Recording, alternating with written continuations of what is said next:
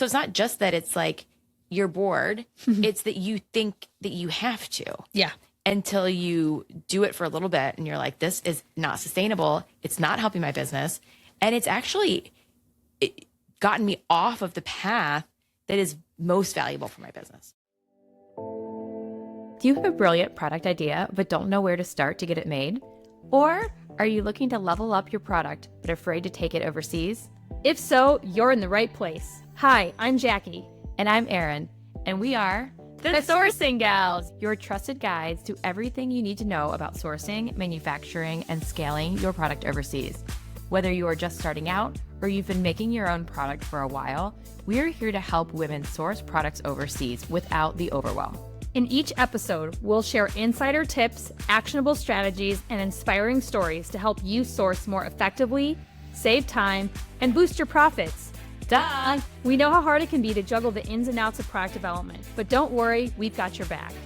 So grab a cup of coffee, get comfy, and let's dive into how you can grow your business, Make more money. and turn your products into profit. Welcome to The Sourcing Gals. Now let's get started. High five. Hi.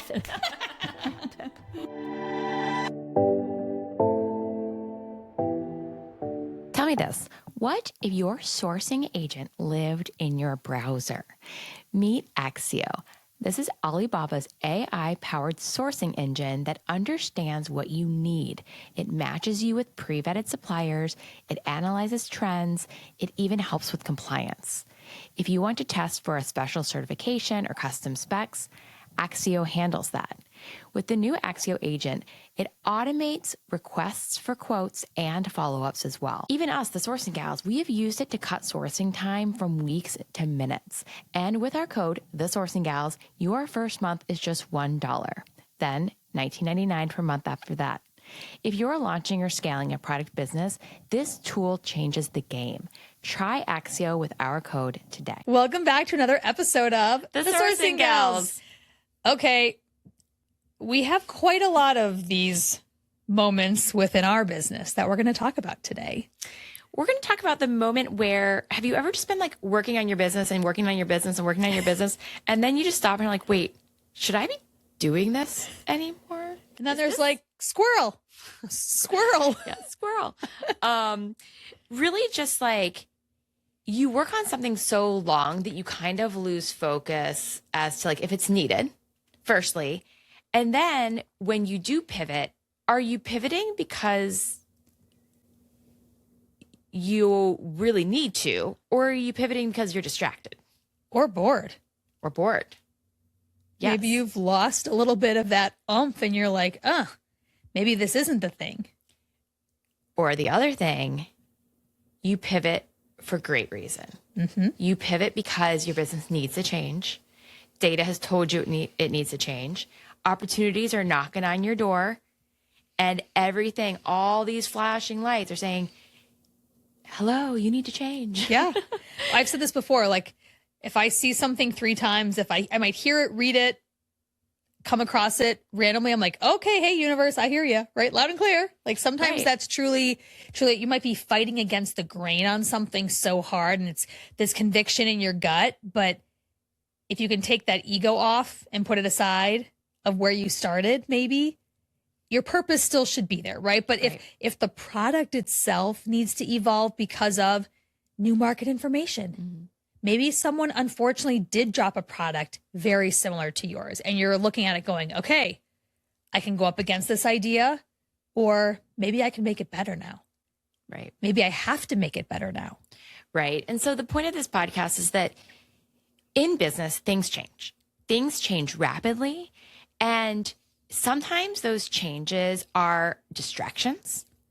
They're really just like not the path, like you were saying, the data. They're not the path the data is pointing you in. And sometimes they're necessary. They are that moment. They are that, they say if a door closes, a window opens. Like, are you looking at an open window and you're like, I'm not going to go through that. So we're going to talk about change. Yeah. And especially for a lot of you that probably have worked in some type of business environment, like the one thing, at least we say in retail, the one thing you can always count on is change. Like Always. the one consistent in retail is change. Always. And Every day. it's so true. I mean, the consumer the supply chain, the global economy. I mean, all of it, right? All of it is going to affect your business in some way. And from month 1 to month 6 to month 26, it could be very different. It could be what your customer wants. It could be trends. It could be, like you said, the global economy, customer behavior. So what changes have happened? Let's just start this out by talking about things we've experienced. In your business, what's a change that's occurred where you were like, is this just me getting bored or getting distracted, or is this a necessary change for my business? God, there's been so many. So in the very, very OG, for some that might have listened to our podcast from the very beginning, you might have heard me talk about my product, my pajama brand, was launched in the postpartum space. They're sweat wicking pajamas. I had postpartum night sweats. That's where I launched. Quickly, a month post-launch, I was getting flooded by DMs there's these women called women in menopause. We're sweating longer, we're sweating harder, and, why aren't you making PJs for us? And I was like, oh, shit. Yeah. This would be a pretty big pivot. I had just bought a lot of inventory in postpartum silhouettes. So this meant me going out and buying more fabric, Designing into different silhouettes, not nursing tanks. Correct. And going to market with it with, by the way, an Instagram account that I was building with all influencers in the postpartum space. And now being like, how is my feed? I remember sending the voice note to my girlfriends, because I have a lot of girlfriends in marketing that work in marketing from my high school besties. And I'm like, how do I do this? Do I have to, I literally at one point thought I was going to shut down the postpartum or move it to a different Instagram feed. I remember and this just conversation. Hard go down, triple down, 10 times down on the menopause market. And then one of my marketing friends kind of brought it back to me. She's like, but your pajamas talk to all women. So as long as you don't ostracize the menopausal sweaty lady looking at this beautiful postpartum mama, right? As long as we're still talking about the real issue of what you're solving, they're going to want to support each other.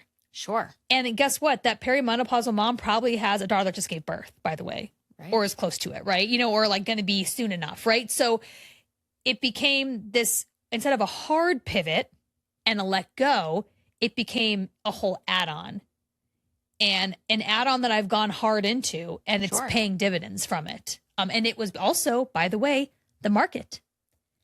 Our U.S. economy is having a women's health moment right now. Totally. And if your feed is not on menopause, all you got to do is type it in once and it will quickly change to be everything. And I wouldn't even say that, I wouldn't consider myself necessarily in perimenopause yet.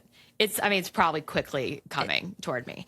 But I still, everything I see on Instagram is about perimenopause. Yeah. So that was Just literally getting a lot more attention. Yeah. And that's what I mean. But attention matters, right? Attention drives.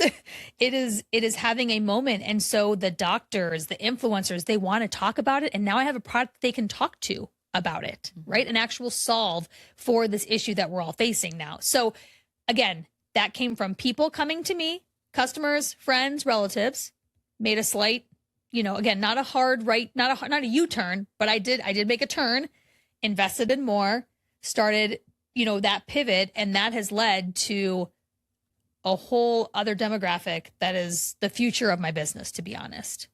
Absolutely. And so that's really quintessentially what a real pivot looks like, what a real incremental business change looks like. If you're building a product-based business and finding yourself second-guessing decisions or wishing you had someone to gut check, we want you to know you don't have to do this alone.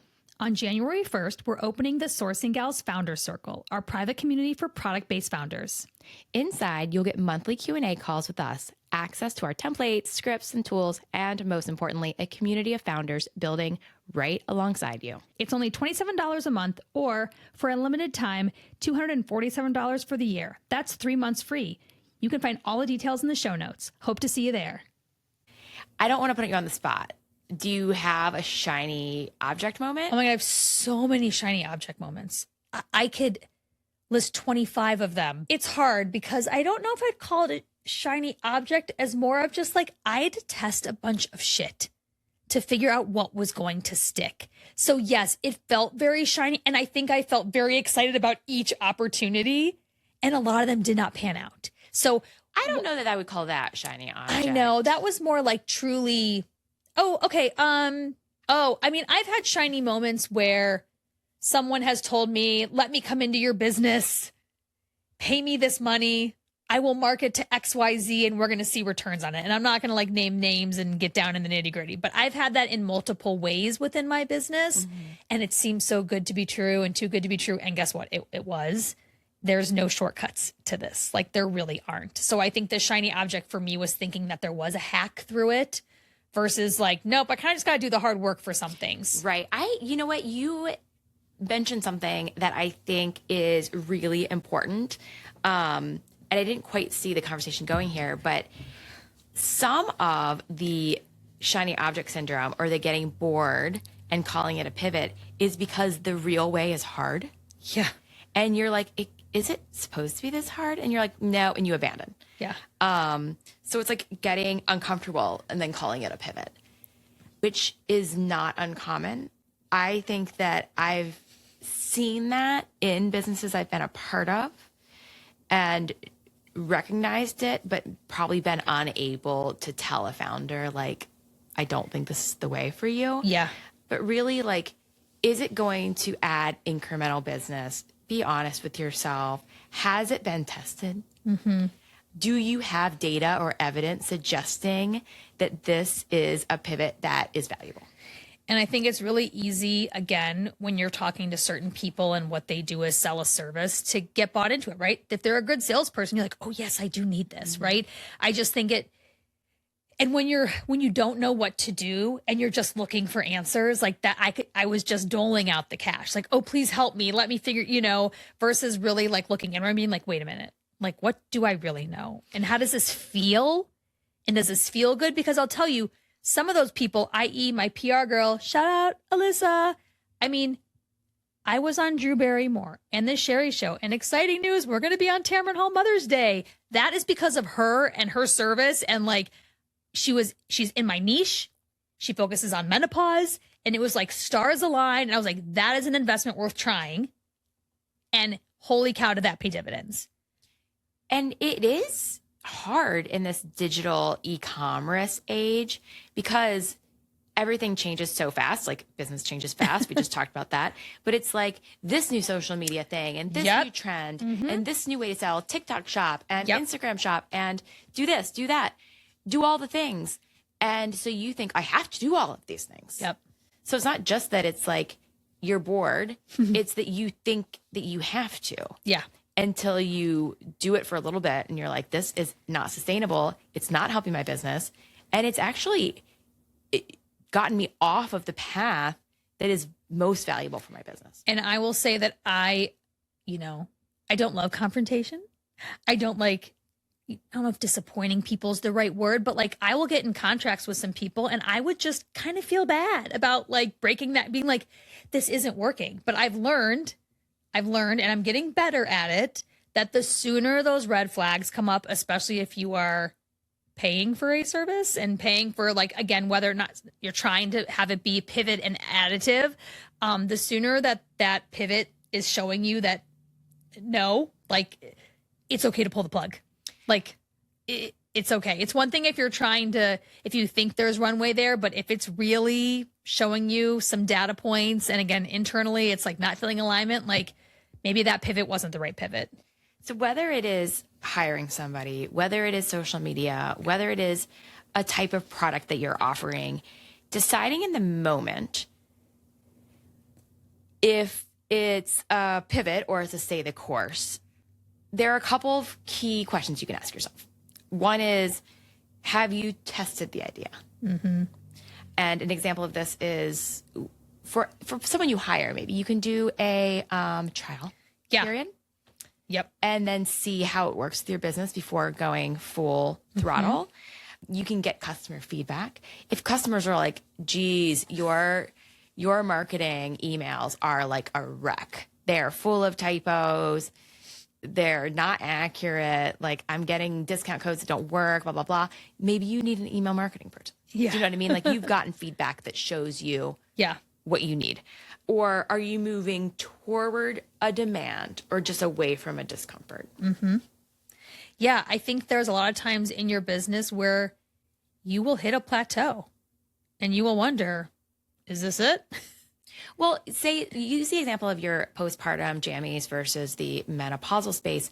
If you would have like, you know, pounded the pavement for postpartum and like weren't getting anywhere after 3 months and you were just like super disappointed, you're like, well, forget this. I'm going to go into a different space. Yeah. Then that would be like a reactionary pivot Yeah. versus it was based on the market demand. 100%.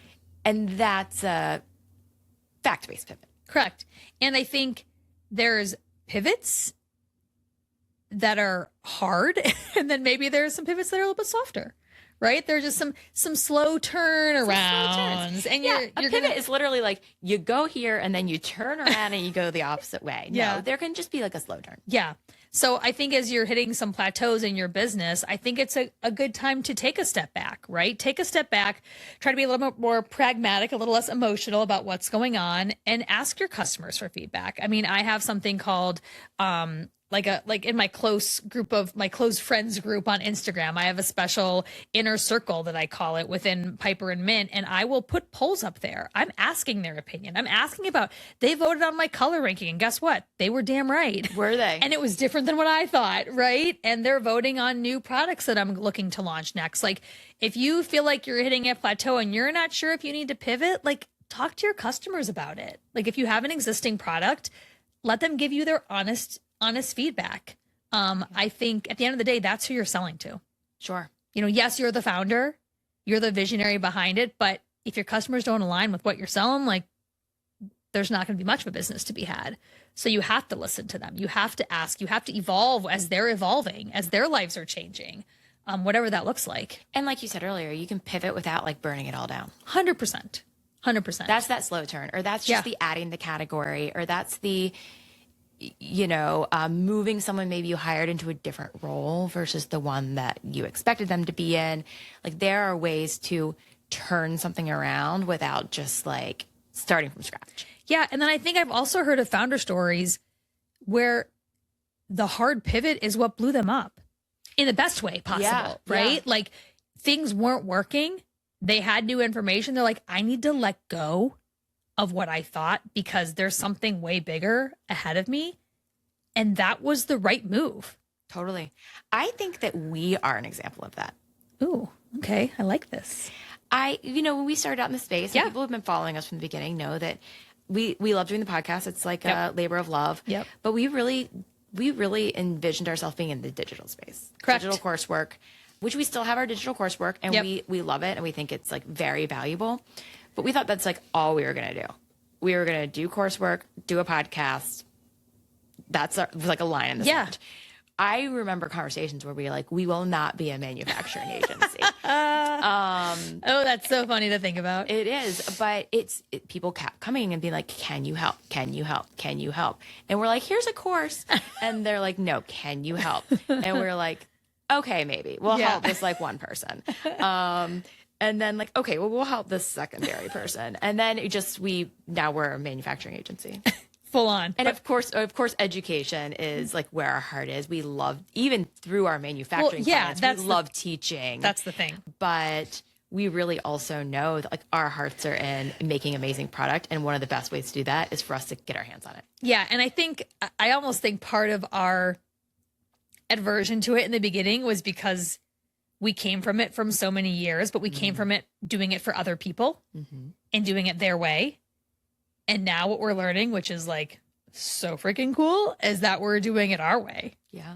From the people we work with, not just the clients, but the factories, the process in which we work with them, the ability that we have to dive in with these founders and these businesses to help them grow. And then also, as I mentioned, on the back end, like helping them then get into retail, helping them launch into new categories. I mean, we were even in talks with an existing business that has an very scalable, like sizable e-commerce brand looking to now get into big box retail, and they have an opportunity, but they don't have the supply chain Right. to make it their duped down version. They got to start over, right? Yeah. And they're talking to us about it. Yeah. So I just think that we were probably needed a little detox. Yeah. To be honest? Yeah, like a year ago, we would have been like, no, we're Yeah. not doing that. And now we're like, we're doing it. That's our bread and butter. And we love it. Love it. And it's also authentically ours, how we're doing Authentically it. ours. So Maybe to close out, I'll give you another pivot story that's not us in our sourcing business. But when I had my home decor business, I started out with lots of small furniture.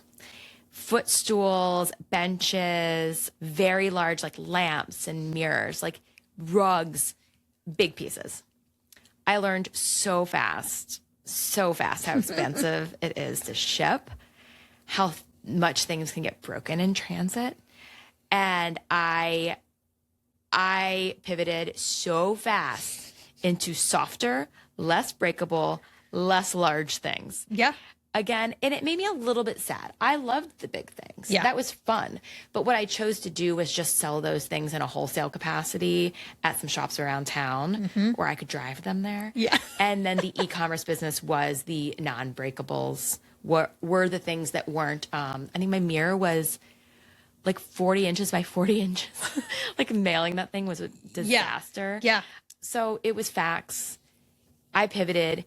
And that's an example of, I didn't necessarily want to, but I needed to from a financial standpoint. I was going to say your margin couldn't take it though, right? We can all have a lot of ideas, but if they don't make us money, there's unfortunately nowhere to go with it. Right. So I didn't have the infrastructure. I'm not I'm not Target or TJ Maxx. Like I didn't have the loading docks to be carrying these big pieces to and fro. So I just had to change my business strategy. Well, and I think the goal isn't to avoid the change or be afraid of the change. It's making sure that it is true intentional change, right? It's not a knee jerk. No. It's not a squirrel. It's not a shiny object. Like that it's purposeful change, purposeful pivots, and know that is a part, it will be a part of your journey, Right. no matter what. And you know what they say, sleep on it. Yeah. Sleep on it. Yep. Meditate on it. Yeah. Have some moments of silence, think about it, and don't do anything impulsively. Yeah. But once you've made the decision, once you have that data, like pull the plug and do it. Yeah. And get it done, stop the bleed. That's like the other podcast, the cost of indecision, right? To just like swirl and swirl and swirl on to pivot to not, to pivot to not. I mean, how much time and money might you be losing by just not moving forward? Right. So as long as it's data-based, it is not emotional, and your customers are asking for it, or your numbers tell you the truth, like go for it and don't look back. Yeah. A window may open. That's just, it takes you to a different spot. And that's why I use our story as an example, is that we both were very, very open to where this business took us. Yeah. We were kind of like, all right, okay, we'll consider this. It wasn't like a total shut off of like, I will not do that. And so a little bit by little bit by little bit, I think we started landing in scenarios that were just like much better for us. Agree. Well, I hope you guys gleaned some insights and information. If you're in the middle of a pivot, thinking about a pivot, all those things, this maybe gives you a few more filters. Yeah, and if you need someone to chat through your pivot with, you can consider joining our Facebook group. It's called the Founder Circle. Has a lot of founders in there. We have a monthly free Q&A call. It's $27 a month or $199 for the year. But we chat about these things. We talk through should I, shouldn't I? Yep. Type scenarios. And I think that it's always just nice to have an extra ear. Yeah. Good sounding board. Well, I hope you guys enjoyed this episode, and we'll see you back next week on The Sourcing Gals.